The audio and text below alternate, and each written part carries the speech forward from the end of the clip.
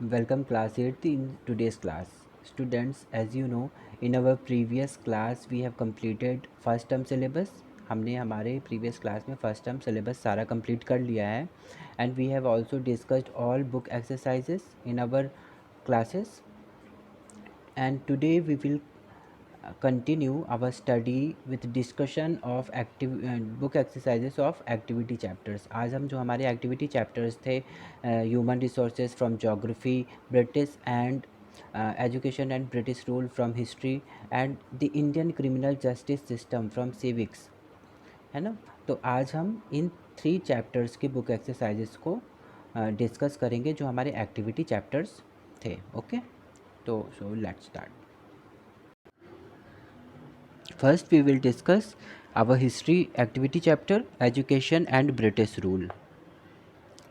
Multiple choice questions are given here. First question is, these languages were the mediums of instruction in educational institutions in pre-British time. Pre British time का मतलब है कि British के आने से पहले के टाइम पर, तो उस टाइम पर कौन कौन से लैंग्वेजेस यूज़ किए जा रहे थे फॉर इंस्ट्रक्शंस ऑफ एजुकेशन, है ना। एजुकेशन में इंस्ट्रक्शंस देने के लिए किस लैंग्वेज को मीडियम बनाया गया था, तो जो इसका राइट आंसर है वो है संस्कृत एंड पर्शियन। उस टाइम पर संस्कृत और पर्शियन लैंग्वेजेस में ही एजुकेशनल इंस्टीट्यूशंस में, पाठशालास में पढ़ाया जाता था। Next, the Wood's despatch was prepared in the year. Wood का डिस्पैच कब प्रिपेयर किया गया था? ये प्रिपेयर किया गया था 1854 में। So option second, option B is right. Next, fill in the blanks. The Calcutta Madrasa was set up by. Calcutta Madrasa किन्होंने बनवाया था? वॉरेन हेस्टिंग ने, जो कि एक ब्रिटिशर्स थे, और इन्होंने इंग्लिश एजुकेशन सिस्टम जिस टाइम पर ग्रोथ कर रहा था उस टाइम पर इन्होंने मदरसा खुलवाया कलकत्ता में, जहाँ पर इस्लामिक लॉ और इस्लामिक एजुकेशन को प्रमोट किया जा रहा था with western education. Second is the sir Williams Jones and Henry Colebrooke were. ये दो लोग जो थे वो कौन से ग्रुप के थे? दो तरह के ग्रुप्स पढ़े हैं हम लोगों ने जो कि इस टाइम पर क्रिएट हुए थे। फर्स्ट थे एंग्लिसिस्ट और सेकंड थे ओरिएंटलिस्ट, ठीक है। जहाँ पर सर विलियम जोन्स और हेनरी कोलब्रुक, ये दो लोग हमारे ओरिएंटलिस्ट ग्रुप्स में शामिल थे, जो एजुकेशन के लिए काम करना चाहते थे लेकिन एक अलग सिस्टम के through. Next, the term new Talim या Nai Talim was given by, it is given by Mahatma Gandhi. Mahatma Gandhi ने एक नए तरह का एजुकेशन सिस्टम फॉर्म किया और उन्होंने उसमें कुछ नए तरह के सिलेबस, कुछ नए तरह के एक्टिविटीज़ इंक्लूड करे, और इस एजुकेशन को सिस्टम को उन्होंने नई तालीम, न्यू तालीम या फिर इसे बेसिक एजुकेशन के नाम से भी जाना जाता है। Fourth, the English education act was passed in 1835। 1835 में इंग्लिश एजुकेशन एक्ट पास किया गया था। Next is match the following. First is David Hare. David Hare ये क्या थे? ये वेस्टर्न लर्निंग को प्रमोट कर रहे थे। So option B is right for this question. Second question is Rabindranath Tagore. It will match with option C Shanti Niketan. Rabindranath Tagore ji ने शांति निकेतन की स्थापना की थी ना, जहाँ पर इन्होंने एक नए तरह से एजुकेशन को इंट्रोड्यूस किया था। Next, James Mill. James Mill will match with senior civil servants. James Mill उस टाइम पर एक सीनियर सिविल सर्वेंट्स के रूप में जाने जाते थे। So option D will match with question second. Fourth is Charles Wood. Charles Wood किससे बिलोंग कर रहे हैं? चार्ल्स वुड वुड्स डिस्पैच से बिलोंग कर रहे हैं, जो कि हमारा 1854 में बनाया गया था। Two more multiple choice questions are given here. First, the English Education Act was passed by. जब इंग्लिश एजुकेशन एक्ट पास हुआ था तो वो किसने किया था? ये किया था विलियम बेंटिक ने। याद रखेंगे हमेशा, ये बहुत ही ज़्यादा इंपॉर्टेंट क्वेश्चन है। इस तरह के जो भी क्वेश्चन हैं वो बहुत इंपॉर्टेंट है, ये हमारे आगे के क्लासेस में भी पूछे जाते हैं। Next, last is he was the founder of Aligarh Muslim university. Aligarh Muslim university के फाउंडर कौन थे? सर सैयद अहमद खान जी थे। ठीक है, तो ऑप्शन ए यहाँ पर राइट होगा। Clear? Our next chapter is from geography and the name of the chapter is human resource. We will start with multiple choice question. First question is the fertile plains of Huang Ho Nile and Ganga Brahmaputra are. ये किस type के population यहाँ पर पाई जाती है in places पे? जब नाम दिया हुआ है फर्टाइल प्लेन, है ना, तो सबको पता है कि फर्टाइल प्लेन जहाँ पर होगा, फर्टाइल लैंड, फर्टाइल सॉइल होगी, वहाँ पर तो एग्रीकल्चर ज़्यादा अच्छा होगा, यानी रिसोर्सेज ज़्यादा अवेलेबल होंगे। और जहाँ रिसोर्सेज ज़्यादा अवेलेबल होंगे वहाँ पर किस टाइप की पॉपुलेशन होगी? डेंसली पॉपुलेटेड एरिया होगा वो, है ना, वहाँ पर मैक्सिमम अमाउंट में ऐसे ही एरियाज़ में पॉपुलेशन पाई जाती है। ठीक है, जबकि स्पार्सली और मॉडरेट पॉपुलेशन, कम रिसोर्सेज, स्पार्सली बहुत कम रिसोर्सेज जहाँ पर होंगे, और मॉडरेट जहाँ पर मीडियम अमाउंट में पॉपुलेशन मिलेगा वहाँ पर पाए जाते हैं। ठीक है। Second, India is a developing country with uh, India एक डेवलपिंग कंट्री है और साथ में इसके साथ और क्या डेवलप हो रहा है? डिक्लाइनिंग पॉपुलेशन, ग्रोइंग पॉपुलेशन और stagnant population.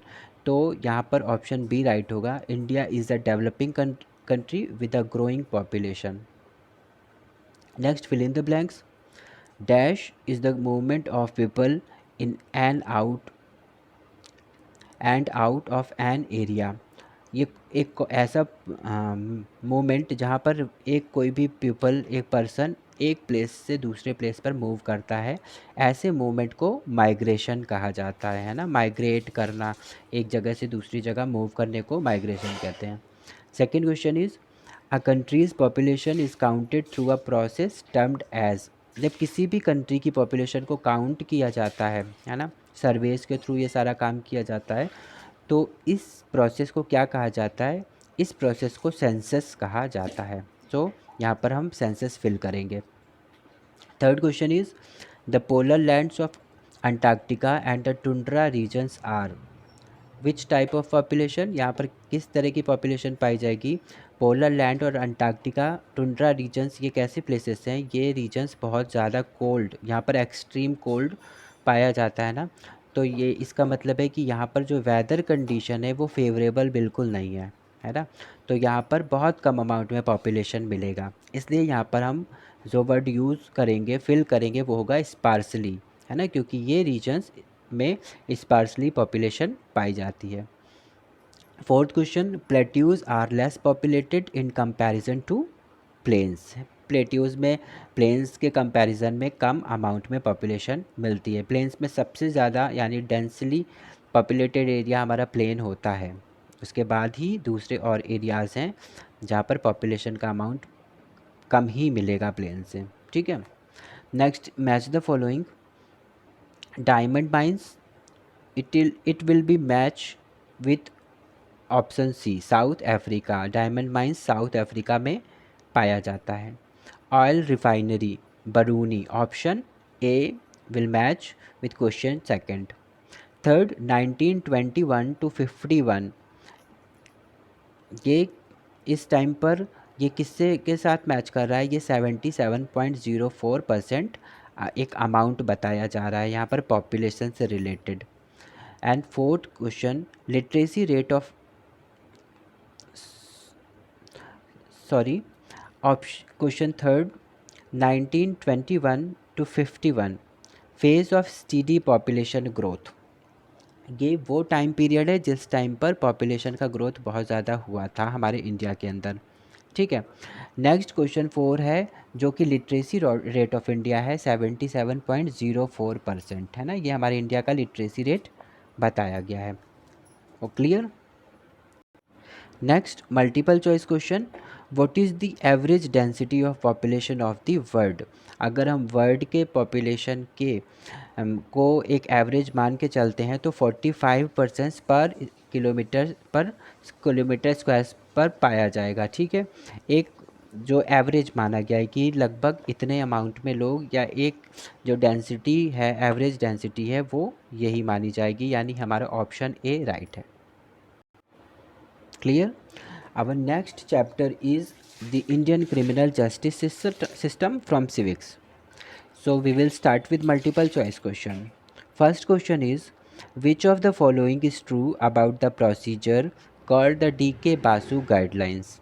DK Basu guidelines हमारी बुक में हम लोगों ने डिस्कस किया था, तो ये उनमें से कौन सी चीज़ है, कौन सा स्टेटमेंट है जो उसके साथ ट्रू है?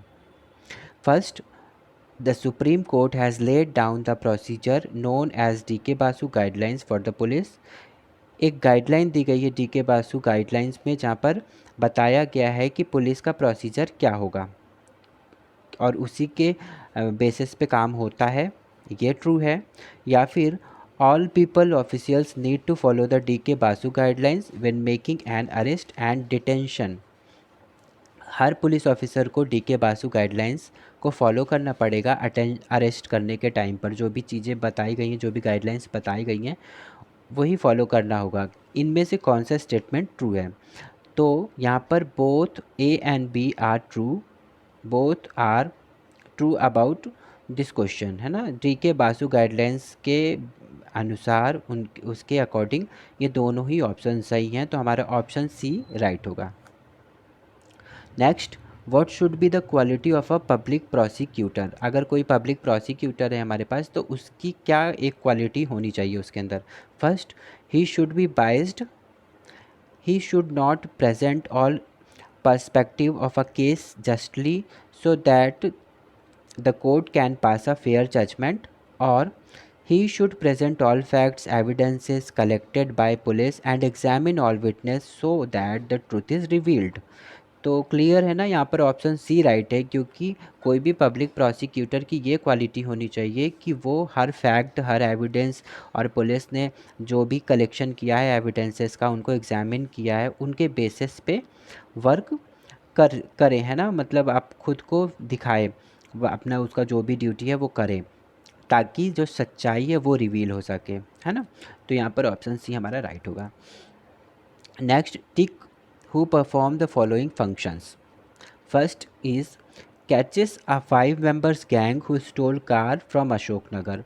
अगर कोई पर्सन है जिसने कुछ भी चुराया, कार को यहाँ पर चुराया गया है अशोक नगर से, तो ये काम कौन करेगा? उनको कैच करने का काम कौन करेगा?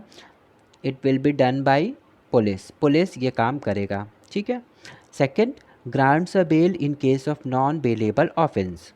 अगर कोई नॉन बेलेबल ऑफेंस है, तो फिर भी वहाँ पर बेल ग्रांट कौन कर सकता है? ये काम केवल और केवल जज कर सकता है। फिर नेक्स्ट है, prosecutes a man accused of physically abusing his wife for dowry. कोई पर्सन है जो कि अपनी वाइफ को डावरी के लिए फिजिकली अब्यूज़ कर रहा है, पिटाई कर रहा है, या किसी तरीके से उसको हार्म पहुंचा रहा है, तो इसके लिए प्रोसिक्यूट का होने करने का काम कौन करेगा? कौन यहाँ पर प्रोसिक्यूशन करेगा? ये काम करेगा पब्लिक प्रोसिक्यूटर, ठीक है। Fourth is defend Shantaram who is falsely implicated of encroaching upon government land.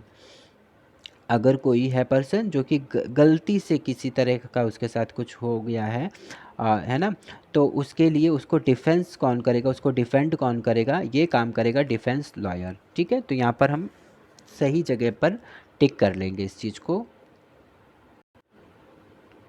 Some more multiple choice questions are given.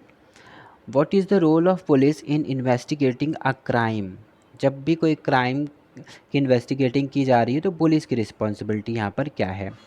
To investigate a crime and take action based on the investigation, preventing crime, और both A and B. तो यहाँ पर police का काम both A and B होता है ना। वो किस पहले तो उसे प्रिवेंट करना ही है, क्राइम से को रोकना ही रोकना है। फिर भी अगर क्राइम हो जाता है तो वो इन्वेस्टिगेट करना है उसको, ताकि ट्रुथ को रिवील किया जा सके, ठीक है। तो यहाँ पर ऑप्शन सी राइट होगा। Second, what are non cognizable offence? इनमें से कौन सा है जो नॉन कॉग्निजेबल ऑफेंस है? Murder, robbery, theft, public nuisance, assault, mischief, or none of these. So here option B is right. Public nuisance, assault, mischief is non-cognizable offense. Last question, what is the role of person who may have to stand as surety? उस एक person का जो कि सियोरिटी के लिए अगर उसे खड़ा किया गया है, तो उसकी रिस्पॉन्सिबिलिटी क्या है या उसका रोल क्या है? First, he or she is responsible for ensuring that the suspect show up for trial. He she will be under house arrest on behalf of the suspect, or both A and B. Here option A is right. He or she is responsible for ensuring that the suspect show up for trial, है ना। जो person को security के लिए बुलाया गया है वो इस बात की के लिए इंश्योर करने के लिए बुलाया जाता है कि उस सस्पेक्ट पर्सन को, जिसको भी एक्यूज्ड कहा जा रहा है, जिसको भी दोषी या गिल्टी माना जा रहा है, उसको एक फेयर ट्रायल के लिए बुलाया गया। ठीक है, तो ये सिर्फ उस चीज़ के कंफर्मेशन के लिए ये पर्सन बुलाया जाता है। क्लियर